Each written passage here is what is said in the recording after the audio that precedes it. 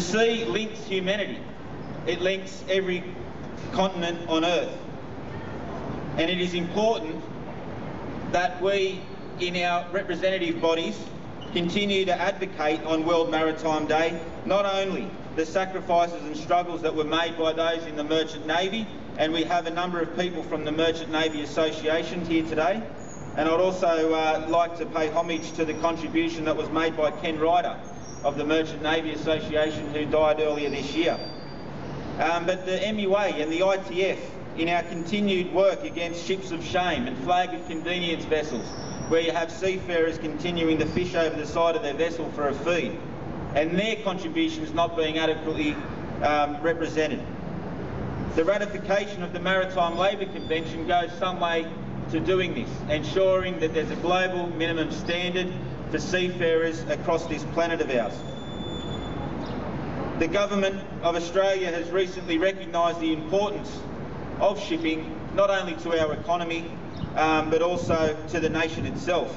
We are an island, and shipping reform, it is hoped, would not only recognise the importance of this industry to our economy and nation, but also to ensure that we have the revitalisation of shipping in this country.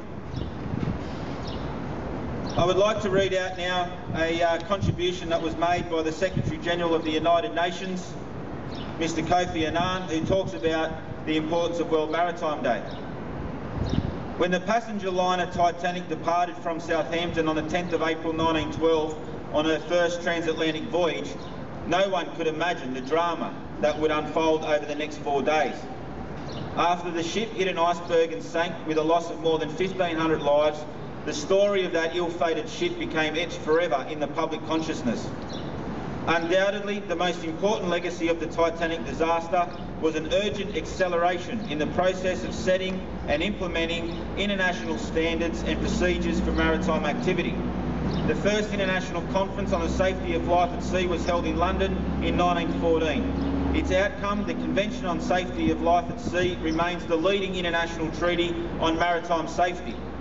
The task of keeping it updated and maintaining its development in light of technological advances falls to the United Nations agency, the International Maritime Organisation. Each successive generation brings new challenges.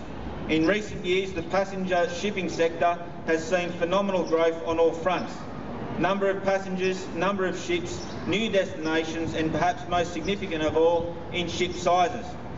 And despite advances in technology, accidents continue to occur, as demonstrated when the Costa Concordia ran aground in Italy earlier this year. Nevertheless, thanks largely to the IMO regulatory regime, shipping today is safer and more environmentally friendly than it has ever been. New regulations for passenger ships were adopted by the IMO in 2006 and entered into force in 2010. They ensure that all new passenger vessels are constructed to the highest possible standards.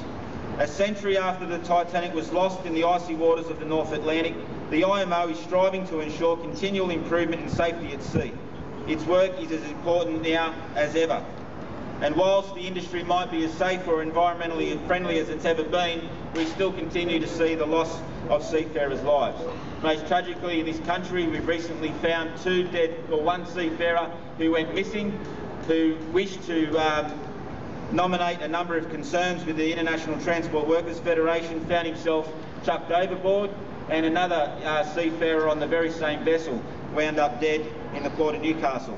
So we continue to have a number of enormous obstacles in ensuring that not only do we remember the contributions of those who lost their lives in defence of nations around the world, but also the contribution of maritime workers, whether it be seafarers, dockers, port workers, or anyone involved in the transportation of freight or passengers. It's such an important and invaluable industry to not only, as I said, this country, but also to the global economy.